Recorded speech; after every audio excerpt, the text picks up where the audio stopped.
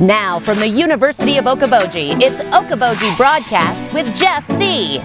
Welcome to Okoboji Broadcast, everybody. High atop the new concession stand here at Arnolds Park Amusement Park, but I have here with me the director of the Dickinson County Museum. Mary Dreier is here with me on a bright, sunny, and you know what? No wind. It is a perfect day at the lakes. But if you're not at the lakes, I hope you can be Oh on my a day goodness. like today. Isn't this because wonderful? The lake is like glass. There aren't many boats out on it. If you've got a boat, you can just scream up and down the lake with the wind blowing in your hair. Like say you got a whaler and you go out early in the morning. I don't know who would have a whaler going out early in the morning, but I think you're pretty close to her. Yeah, it was just so fun. Well, Mary, over my shoulder here, if you look, you see the Maxwell sign, and beyond that is a friend that came into service, I want to say 1986 maybe, the Queen 2. Yes, but the Queen 1 was even earlier than that, Jeff. Way earlier. Yeah. Way back in the day. And, I have to say, the Queen is probably my favorite part of the lake. For many, many reasons. To me, it is the symbol of the lake. I mean, everybody knows the Queen. And for some of us, it's just, I don't know, it's what the lake is. Yes. And it brings yesterday, the quaintness of yesterday, yesteryear, into the present and into the future. Well, you don't have to step into your museum, the Maritime Museum, to see these images, black and white images of old steamships that once ruled the Iowa Great Lakes. You've got a replica right here you can get on, and you get an entire history lesson with it as well. Without the coal smoke. Even better. Even better. But, the Queen as a symbol of the lakes area began back in about 1883. And the Queen didn't originally run on the Okoboji Lakes. Right. It started out on Big Spirit Lake, and it was actually built by the BCR&N Railroad. Now, the BCR&N Railroad also built the majestic Orleans Hotel. Yeah. And majestic it was. And in order to increase the tourism to the area back in the day, the BCR&N Railroad was really the forerunner of tourism as we know it today. Yeah. And they thought, we have this beautiful lake, let's get people out on this beautiful lake and increase the numbers of people that come to this area. Yep. And so they had the Queen built. She was built in, it was either Dubuque or Davenport, Iowa. Something with a D. Something with a D. It's one of those days, Jeff. You just, help me along here. And at a cost of $7,500. Wow. And her final assembly took place here at Spirit Lake. And, I think part of what makes it extra special to me is my great-grandfather worked on the original Queen 1. He was also night watchman at the Orleans Hotel. He worked at the fish hatchery. I mean, the isthmus, the area of the south shore of Big Spirit Lake was Your family is really in a lot of the crux of the early history, They got their hands in lots of little things, which means that my heart is in lots of things. Yes, exactly, sure. It really is. Yep. The Queen on Big Spirit Lake was what started tourism here. But she's got kind of a fabled story. Things weren't all roses for the Queen because this drought era happened. The Queen was launched in 1883, the Orleans Hotel, 1882. About 14 years later or so, there was a tremendous drought. And the lakes went down, Big Spirit Lake went down by about 8 feet. Wow. Which meant that people who came to the Orleans Hotel couldn't enjoy the lake like they once had. It also meant that the Queen 1 couldn't come to the docks like she used to. Right. And, back in the day, people didn't have Zeke Wilson to keep records of the rainfall amounts and the water levels and all this kind of stuff. Right. And I think the attitude back in the late 1890s was, hey, the lakes are drying up. They're not going to ever come back. And so we need to do what we can to get out of this. So the BCR&N, after a couple of fateful things like some of its proprietors getting, shall we say, slapped on the wrist for selling alcohol when they shouldn't have. And also a big windstorm came through, took off part of the roof of the original Orleans Hotel. Oh, wow. And the water was drying up. So all points everything kind of pointed towards, we got to do something. We got to do something because they were losing money. Yep. Hand over fist. And so they tore down the Orleans Hotel. They also sold the original Queen. And she was sold to some local people, taken over the isthmus in the winter onto the ice and brought to the Okoboji Lakes.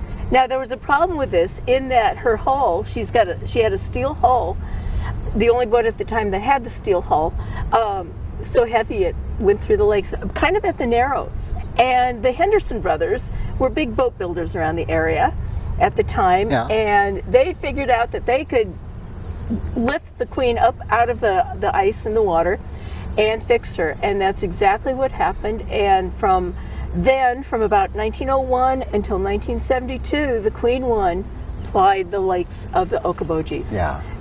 Especially Westlake in later years. Right. Just Westlake. Yeah. I have to tell you another little personal thing here, Jeff. My earliest memory of Okoboji, we're staying at Vacation Village, which became Village West. Yep. I was probably 3 or 4 years old, and I was running down towards the lake, and I saw this big black smokestack, and the steam whistle went off.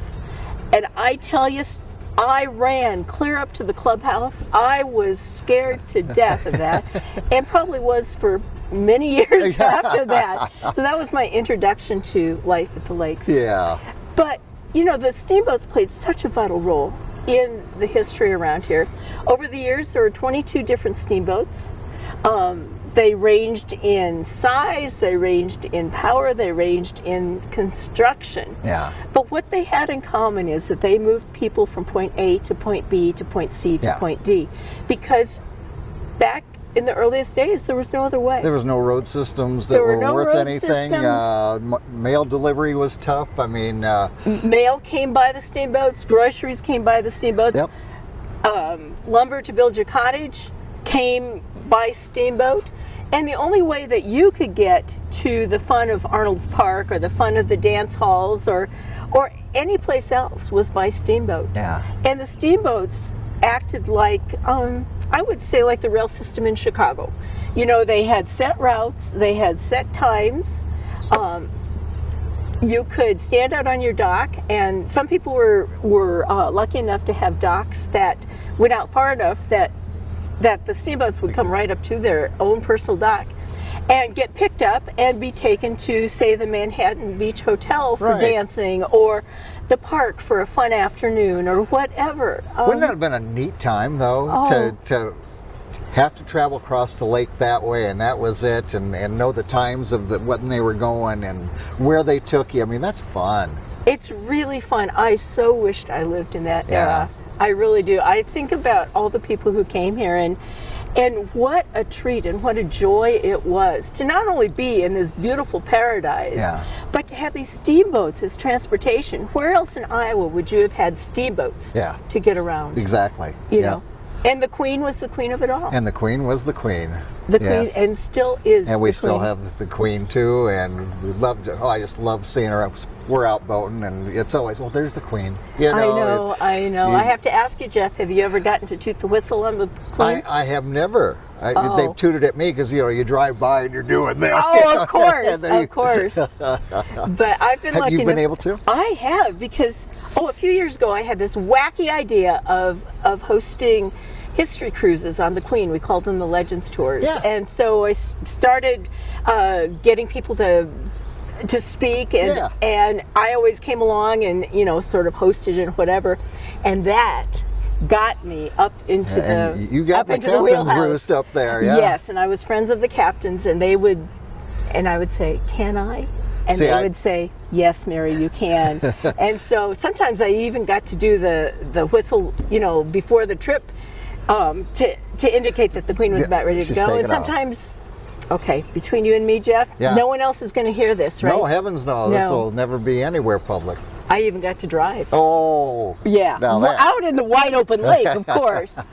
I didn't have to go anyplace special, but Have you it's a ever, thrill. and I'm sure you have, heard the story of the first time Captain Steve Kennedy docked it? no. Sue Richter tells this story, and I love it, that he was bringing it in and coming in a little hot and kind of into the dock, and after that she called him Captain Crunch. And if you knew Captain Steve, you know he would have gotten a huge laugh out of that. So. As everybody, I'm sure did. Yeah. So- yeah, it's good to laugh. Well, But- wonderful. Yeah, and if you're here in the area vacationing or just here, if you haven't been on the Queen 2 lately, take a trip on the Queen 2. It's relaxing, it's refreshing. You learn history around the lake with the narration that they do, and it's just a glorious experience. Herman Richter always says the only required course at the University of Okoboji is a ride on the Queen 2 for the history I course. would agree with that. Yeah. I really would. Very good. All right, so we're still doing Way Back Wednesdays are going on. We are. Wednesdays. We are. We're doing one on the Antlers Hotel. We've got others coming up. Also this weekend, I want to remind you that Saturday is the bike ride, the Llama Bike Ride, Lakes Area Museum Alliance Bike Ride. The idea is you stop at the park, you pick up a brochure with a map, and also a punch card, and you go and visit as many museums as you can. You get punches at each one, and if you turn that back into us by Labor Day weekend, you have a chance at a fabulous prize, and I mean a fabulous prize. Very good. All right. Mary, thank you for being here with me right on top of the concession stand. Appreciate it.